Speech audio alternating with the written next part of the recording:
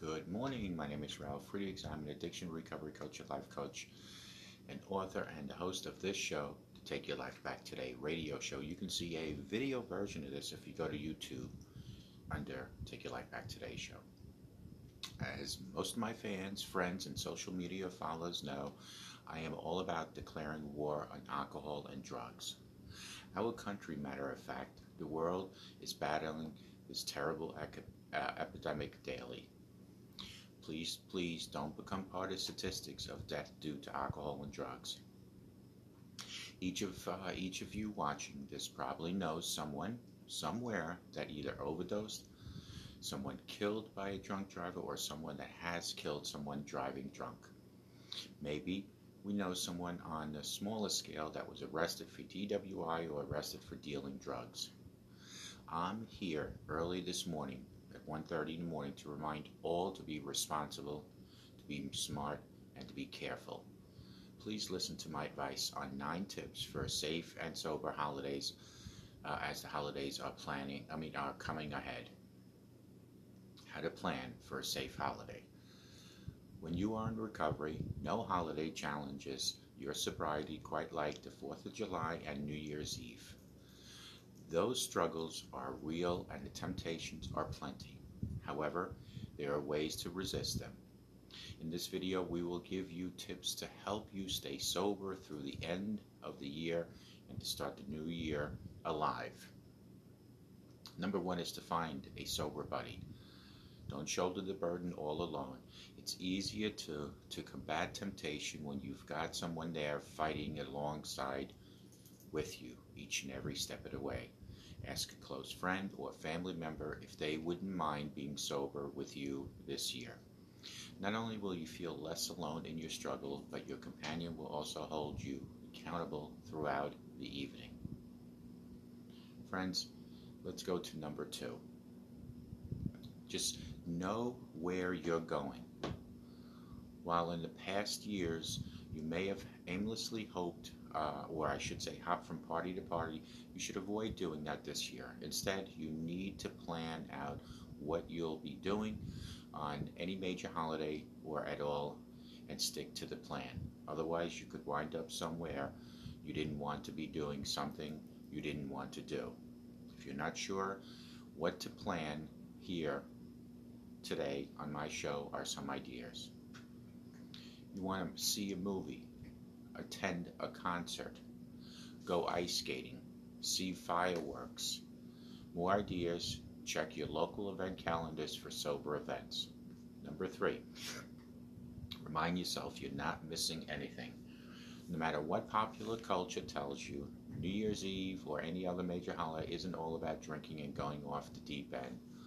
While it may look like a lot of fun from afar, you need to remember how much it damaged you in the past. One practical way to combat feelings of missing out is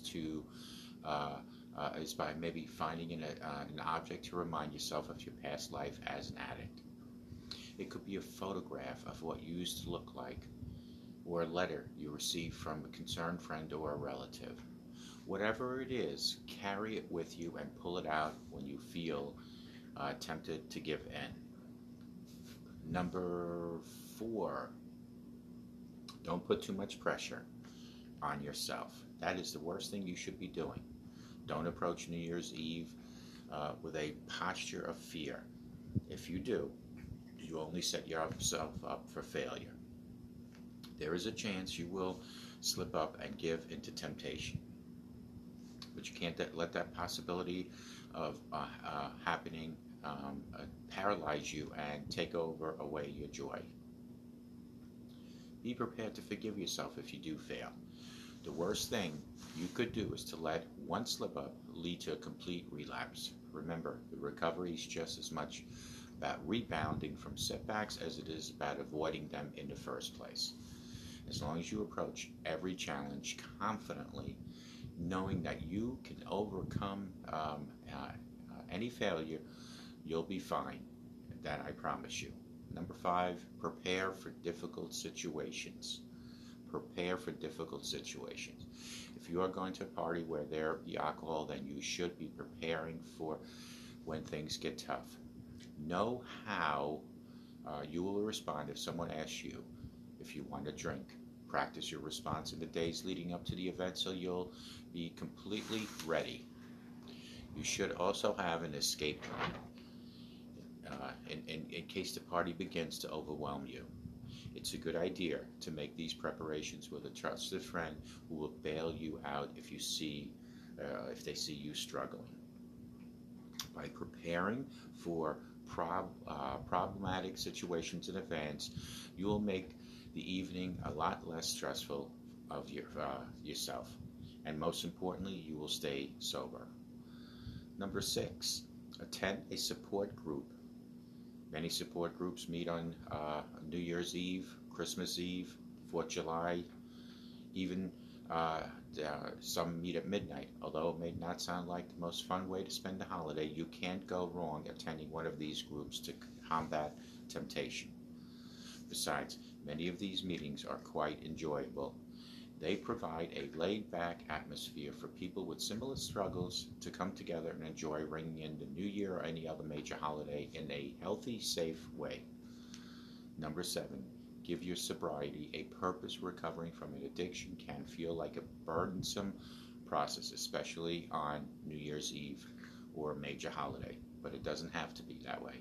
You can turn that burden into a blessing for others by using your sobriety to benefit those people. Offer to be the designated driver for your drinking friends.